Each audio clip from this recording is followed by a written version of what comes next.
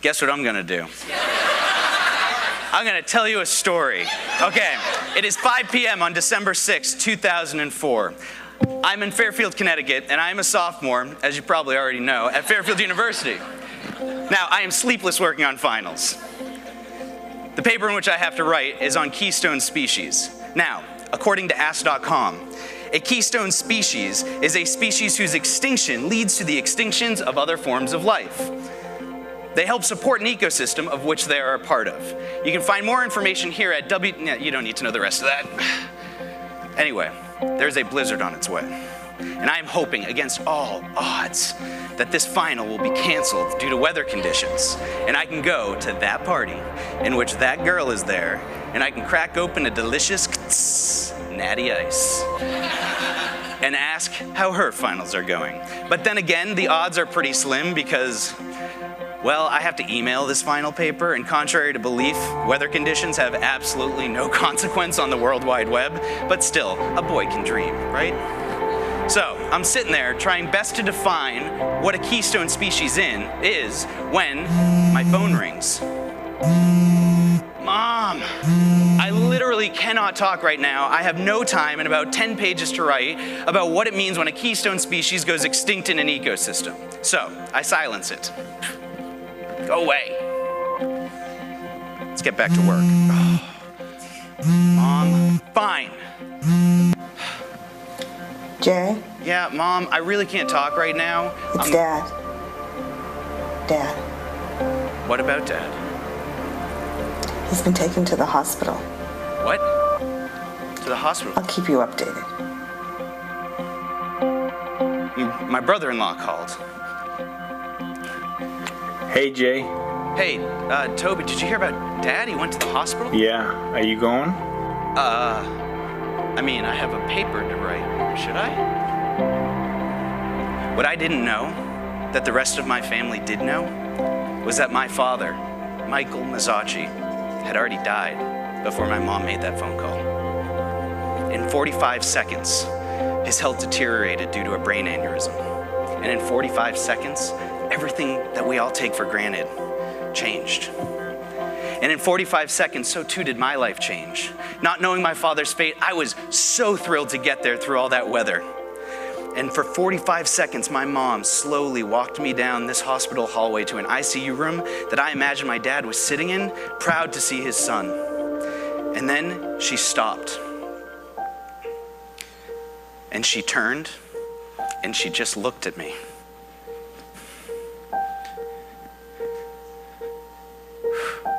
And I could see it. I could see the words spoken before they were spoken. It's not good. That was all she said. And I blacked out. I think that was the last time that I truly considered myself just an actor.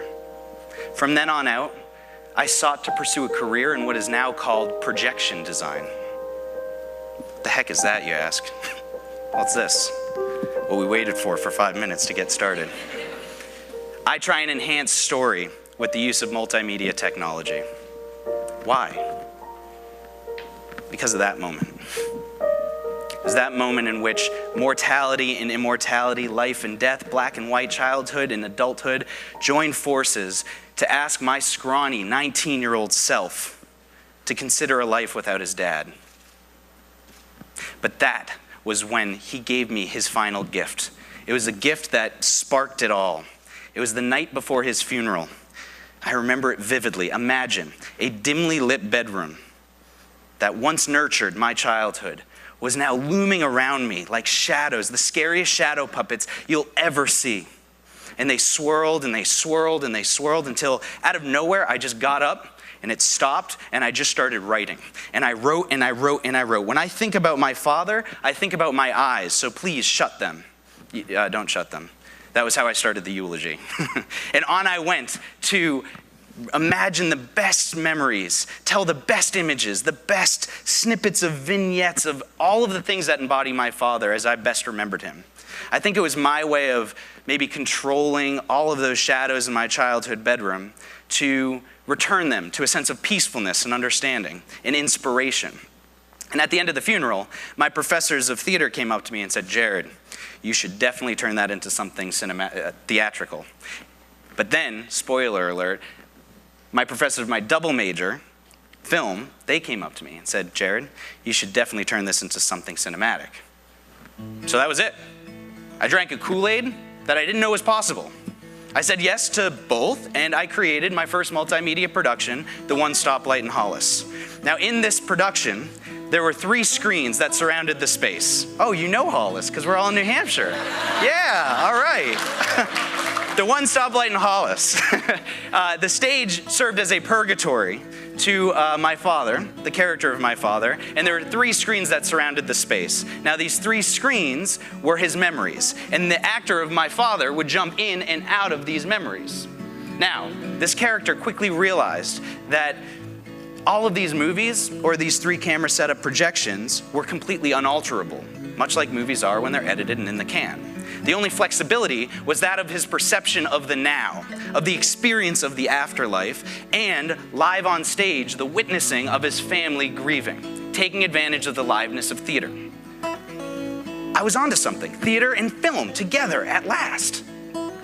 So, that then led me onward to receive an MFA at Brooklyn College in New York in Performance and Interactive Media Arts. Now there, I learned technology. Oh, mama, did I learn technology. I lost track of theater and just focused on whatever was the next best thing. Projections, live movie manipulation, live camera operation, softwares like Max MSP, watch-out systems, Isadora, Modulate. I mean, this was like a true nerd's paradise, and I had no idea that I had it in me. But see, my mom, being a mathematician, made sure that she instilled in me a love for numbers and patterns. Hell, when we'd have birthdays, she would give us math equations, and the answer to the problem was how much money we'd get. That is, if we got it right. Otherwise, sorry, buddy. So there I was, a balance between my mom and my dad, numbers and story. I was able to utilize all of my childhood nostalgia, my recent grief, and this love for art and theater, and turn it into a new world of numbers and pixels. I fell in love with software editing and software programming. So then I did what every early 20-somethings would do when they're completely broke living in the most expensive city in the world. I job shopped. I found every small arty-farty little job that I could get my hands onto that could hobble together enough money and income to make it to rent and occasionally have a gourmet meal at McDonald's.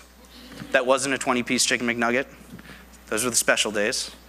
And that's when I realized something. I realized something while I was going for employment in media. People love technology. Seriously, like they love it. They want it, they dream of it. They always are looking for the next best thing. They always want to be the next Steve Jobs, the next Bill Gates. Seriously, they love it. And you don't even need to know what you're talking about. You can just go up to someone and say, look, I'll say some new high-tech words, some sexy like high-tech thing, and you can get away with murder. I saw it everywhere. All of my friends would just go around and be like, yeah, we could totally get HD, POV, 3D in here. We can mesh blend, pixel map. Yeah, it'll be dope. Handshake, they're hired. So I ventured onward and started getting away from theater and into nightclubs, runways. I made some music videos. I did some internationally touring multimedia performance art groups. It was awesome, but it was all about the technology. Here's the thing about Bill Gates. Here's the thing about Steve Jobs. Here's the thing about all of the best inventors, scientists, politicians out there. Here's the thing that we don't acknowledge. They aren't masters of their tools. Instead, I think that they are using the best of their tools that they had at the time, masterfully, to tell the best stories. The problem with our culture right now, I think, is that, and this happens when I'm working with designers, directors, and producers out there, we don't equate technology to a pencil. We don't equate our projectors to a quill. We don't equate our iPhones to an artistic voice. Instead, we just get lost in the distraction of the gadgets. I just got lost in my gadget. So, here's what I want to do. And this has been my mission for the last 10 years. I want to learn these tricks, and I want to know them intrinsically. Then I want to take these tricks and then embed them into story.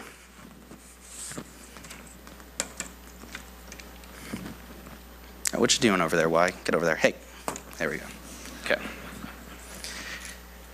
I want to take scripts and I want to unlock dreams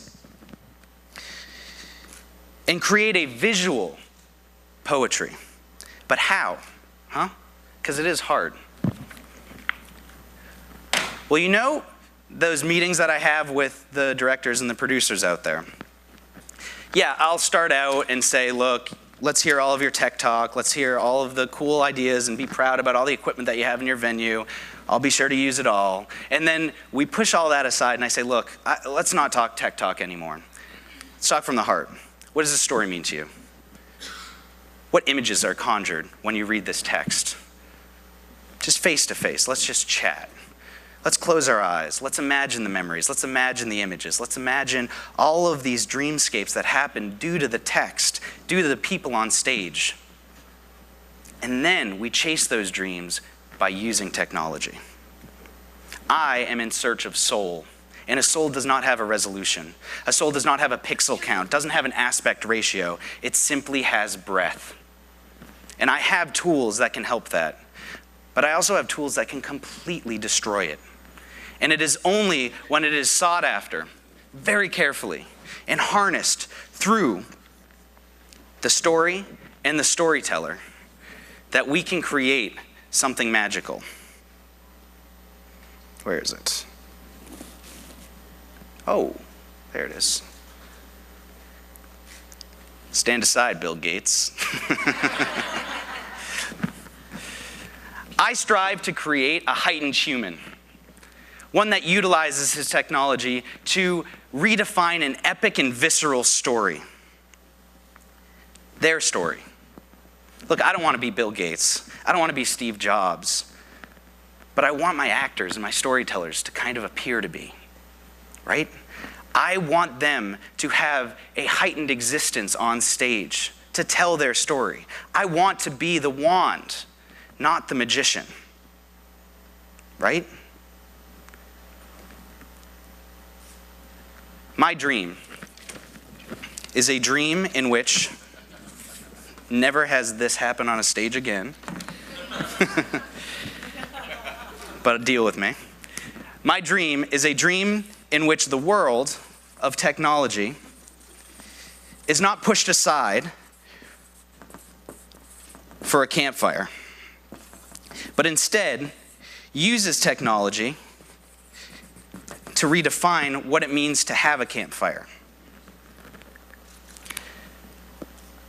I want that to better suit our technological culture and demand of us that we as humans can be bigger and better in a world saturated by the unavoidable tech around us. Have I reached this dream? No. But that's the point. The goal.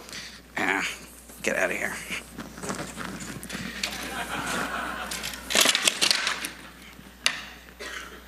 Look, this isn't a speech about my dad.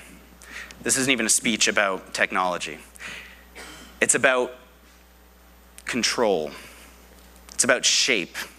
It's about harnessing our use of technology to tell our story and share our gifts. And for me, that's in a theater. For you, I don't know. But we all have to be aware that we are all technologists in this world. Get out your phones. You don't even have them in your pockets anymore. You've been checking. I've been seeing. Hold them up. Right? You have the cliched world at your fingertips right there. You have a lot of texts. Do you need to check them? No, are you sure? All right. That's what we do best. We get lost in the digits of our gadgets, right? Look, to me, the best part about being a projections designer is that I find that it is my responsibility to use technology in order to yank you away from your technology, in order to say what I have to tell you is very important. Dad died. That's it. That's why.